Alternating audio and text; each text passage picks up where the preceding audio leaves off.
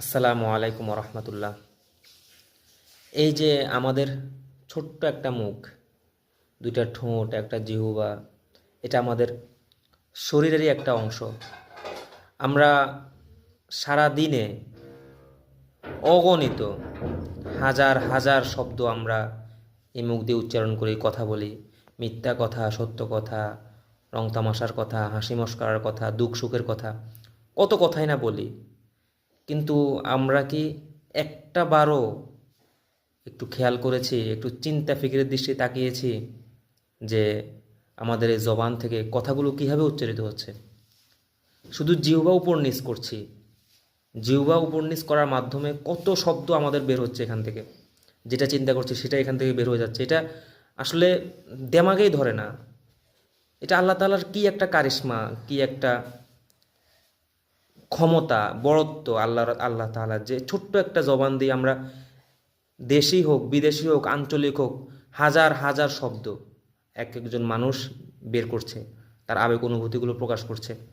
এটাকে আমরা কখনো ভেবে দেখেছি যে আমাদের মতোই পশু পশু আছে, পাখি আছে, আমাদের মতোই তাদের জিহ্বা আছে, ঠোঁট আছে, এবং তাদের তো এত শব্দ বের হচ্ছে না।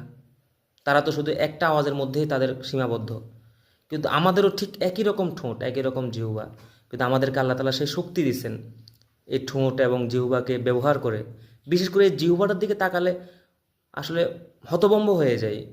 এই জিহ্বা শুধু উপর নিচ হয়, এর মাধ্যমে কত কত শব্দ।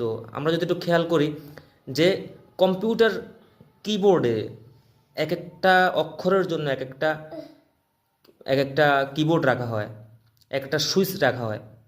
কিন্তু আল্লাহ তাআলা এই একটা জিহ্বার মাধ্যমে কত কোটি কোটি শব্দ আমরা, এই যে আমি যখন কথা বলছি, বের হচ্ছে শুধু জিহ্বাকে নাড়ানোর মাধ্যমে।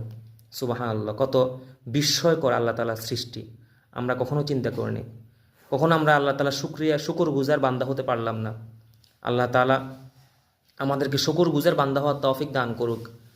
সূরাতুর রুমে আল্লাহ তাআলা এই কথাটাই বলছেন যে আওয়ালাম ইয়াতাফাক্কারু ফি আনফুসিহিম, তারা কি, মানুষরা কি শুধুমাত্র তাদের নিজেদের দেহের মেকানিজম, অঙ্গ প্রত্যঙ্গগুলোর দিকে তারা কি সুনিপুণভাবে একটু তাকায় না?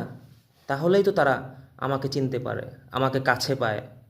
আল্লাহ তাআলা আমাদেরকে বুঝার তৌফিক দান করুক।